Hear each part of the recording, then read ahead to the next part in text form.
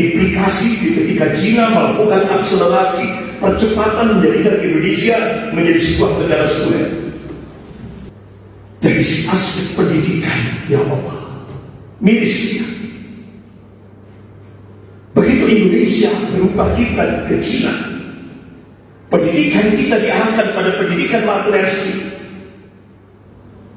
Sangat langka sekali pendidikan yang mengarahkan pada al-khauf min Allah, takut kepada Allah.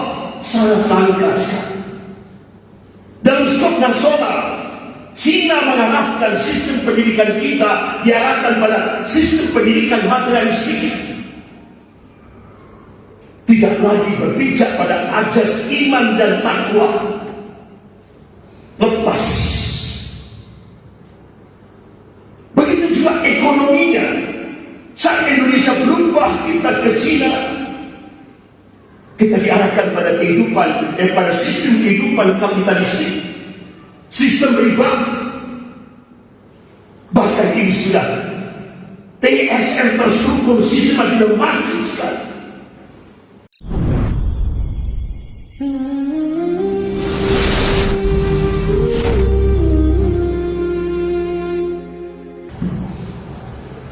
Alhamdulillah, nahmaduhu wa nasta'inuhu wa nastaghfiruh wa na'udzu billahi min shururi anfusina wa min sayyiati a'malina. Man yahdihillahu fala mudilla lahu wa man yudlil fala hadiya lahu. Asyhadu an la ilaha illallah wahdahu la syarika lahu wa asyhadu anna Muhammadan 'abduhu wa rasuluh. يا أيها الذين آمنوا اتقوا الله حق تقاته ولا تموتن إلا وأنتم مسلمون. يا أيها الناس اتقوا ربكم الذي خلقكم من نفس واحدة وخلق منها زوجها وبث منهما رجالا كثيرا ونساء واتقوا الله الذي تساءلون به والأرحام إن الله كان عليكم رقيبا. يا أيها الذين آمنوا اتقوا الله وقولوا قولا سديدا يصلح لكم أعمالكم ويغفر لكم ذنوبكم ومن يطع الله ورسوله فقد فاز فوزا عظيما. أما بعد فإن أصدق الحديث كتاب الله وخير الهدي هدي محمد صلى الله عليه وسلم وشر الأمور محدثاتها وكل محدثة بدعة وكل بدعة ضلالة وكل ضلالة في النار. Masyaallah muslimin jamaah Jumat rahimahullah, puji dan syukur kita panjatkan kehadirat Allah Subhanahu wa taala yang atas rahmat taufik serta hidayahnya kita masih diberikan nikmatul iman wal Islam. Semoga Allah Subhanahu wa taala senantiasa membimbing kita ke jalan yang lurus, yaitu jalan Shiratal Mustaqim. Dan semoga Allah Subhanahu wa taala senantiasa memberkahi dan merahmati kehidupan kita sampai kita menghadap kehadiran Allah penuh dengan ridho dan ampunan. Amin ya rabbal alamin. Salawat serta salam semoga tetap tercurahkan pada Rasulullah SAW beserta keluarga, para sahabat dan pengikutnya yang senantiasa istiqomah dalam memperjuangkan syariatnya, dalam menegakkan sunnah-sunnahnya sebagaimana pemahaman para salafus saleh. Masyaallah muslimin jamaah Jumat rahimahullah, Allah Subhanahu wa taala memberikan tanbih, peringatan pada hamba-hambanya yang amanu wa taqwa. Sebagaimana firman Allah dalam surah Ar-Ra'd ayat 11. A'udzu billahi minasyaitonir rajim. Inna Allaha la yughayyiru ma biqaumin hatta yughayyiru ma bi anfusihim. Sesungguhnya Allah tidak akan merubah kondisi satu kaum jika kaum itu merubah apa yang ada pada dirinya sendiri. Ini menjadi suatu perubahan yang diberikan oleh Allah. Artinya, kalau kita korelasikan kehidupan kita di Indonesia Allah tidak akan merubah kondisi kaum muslimin di Indonesia ini kalau umat Islam Indonesia tidak mau berubah. Manakala kita melakukan muhasabah dalam kehidupan berbangsa dan bernegara, saat Indonesia berubah kiblat ke Cina start 2014 sampai Oktober 2024, kita mencoba untuk setback. Kita melakukan muhasabah, introspeksi dalam kehidupan berbangsa dan bernegara. Apa implikasinya ketika Indonesia berubah kiblat ke Cina? Cina tidak ada istilah freelance, makan siang gratis. Tentunya ada take and give. Ketika Indonesia berubah kiblat ke Cina, ada sebuah nota diplomatik rahasia yang dibongkar oleh pakar intelijen Snowden dengan kode referensi Beijing 1448. Isinya, Cina akan melakukan akselerasi percepatan menjadikan Indonesia menjadi sebuah negara sekuler. Artinya agama harus dipikirkan dalam kehidupan berbangsa dan bernegara. Apa implikasinya? Bahkan kira-kira apa yang dilakukan Cina terhadap Indonesia yang mayoritas penduduknya muslim ini? Bagaimana kondisi umat kekinian? Implikasi ketika Cina melakukan akselerasi percepatan menjadikan Indonesia menjadi sebuah negara sekuler. Coba kita lihat di lapangan. Ternyata kehidupan sekuler ini benar-benar tahap TSM, terstruktur, sistematis dan masif kan. Sudah nampak jelas di Indonesia start 2014 sampai Oktober 2024. Kita lihat mulai dari tata sosial, kita diarahkan pada kehidupan individualistik. Padahal Allah Subhanahu wa taala memberikan arahan yang konkret. A'udzubillahi minasyaitonir rajim. Wa'tasimu bihablillahi jami'an wa la tafarraqu. Dan jangan kalian semuanya berpegang pada tali agama Allah, yaitu ad-dinul haq, ad-dinul Islam, wa la tafarraqu. Dan jangan kalian berpecah belah. Jangan kalian bercerai-berai. Bahkan Rasulullah SAW memberikan arahan yang jelas kepada umatnya. Qala Rasulullah SAW, al-jama'atu rahmatul wal furqa adab. Ini hadis sahih riwayat Ahmad. Bersatu itu rahmat, berpecah itu adalah adab. Tapi apa yang terjadi? Cina paham pilihan Indonesia itu ada dua, TNI dan umat Islam. TNI sulit dijebol karena solid. Ternyata umat Islam yang dijadikan target untuk dipecah belah, divide et impera, diadu domba dengan biaya yang cukup besar. Dan itu kita rasakan mulai 2014 sampai, bahkan kita saksikan sampai 2024. Begitu juga budayanya. Kita diarahkan pada budaya hedonis, masa bodoh terhadap aturan-aturan syariat.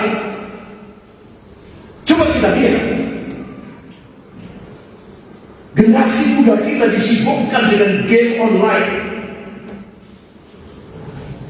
Kalangan dewasanya disibukkan dengan judi online. Orang tuanya disibukkan dengan pinjaman online. Sehingga terjadi pasar kerusakan. dan kehidupan masyarakat kita. Bahkan dalam aspek budaya ada sebuah jargon yang cukup elegan, enak didengar. Tapi kalau kita timbang oleh Al-Quran dan As-Sunnah, itu sangat-sangat membahayakan kita. Jargonnya sangat elegan sekali. Kearifan budaya lokal. Tapi ternyata prakteknya umat Islam yang mayoritas di Indonesia ini diminta menghidupkan kembali budaya syirik. Dan itu fakta empiris. Padahal kita diingatkan oleh Allah Subhanahu wa taala dalam surah Luqman ayat 13. A'udzubillahi minasyaitonir rajim. Inna syirka la dzulmun adzim. Kesyirikan itu kezaliman yang sangat besar di sisi Allah. Bahkan ketika Rasulullah duduk bersama sahabatnya Abu Bakar As-Siddiq radhiyallahu anhu, Rasulullah memberikan wasiat, "Ala unabbiukum bi akhbaril kaba'ir." Maukah kamu aku tunjukkan satu dosa besar yang paling besar? Rasulullah sampai mengulang-ulang 3 kali. Qala al-israku billah, al-israku billah, al-israku billah. Ini hadis sahih riwayat Bukhari dan Muslim. Tapi yang kita saksikan sekarang ini, ya Allah, benar-benar sudah dianggap hal yang biasa. Apa yang diingatkan oleh Rasulullah sudah menjadi fakta empiris. Qala Rasulullah sallallahu alaihi wasallam, "La taqum sa'ah."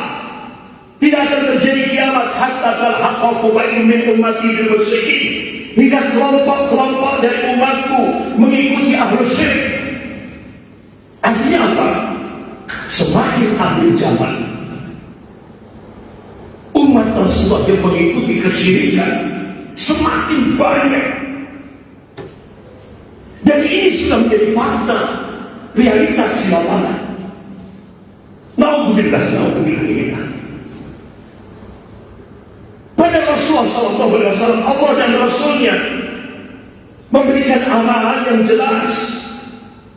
Kamu datang kepada Allah membawa dosa seluas bumi sekalipun, thumma laqita ila tusyrik bi syai'an. Artinya pada saat akhir kehidupan kita, saat kita menghadapi sakaratul maut, kita tetap istiqamah, tidak berbuat syirik, kita tetap mentauhidkan Allah dengan kalimat la ilaha illallah. Ataituka biqarabiha maghfiratan. Allah turunkan ampunan seluas bumi pula. Masya Allah, ini fadilah ketika kita mentauhidkan Allah dalam segala aspek kehidupan. Ketika kita menjaga iman kita, tauhid kita, jangan sampai terkontaminasi dengan segala macam bentuk-bentuk kesyirikan. Fadilahnya besar. Walaupun ketika kita menghadap Allah membawa dosa seluas bumi sekalipun, tapi kita bertahan sampai kita menghadapi sakaratul maut, kita tetap istiqamah mentauhidkan Allah. Allah turunkan ampunan seluas bumi pula. Itu fadilahnya, keutamaan. Yang ketiga, dari aspek pendidikan, ya Allah, mirisnya.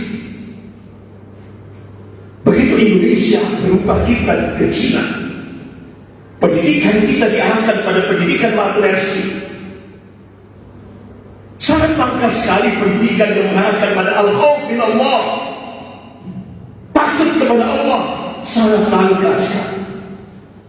Dalam skop nasional, Cina mengarahkan sistem pendidikan kita diarahkan pada sistem pendidikan materialistik.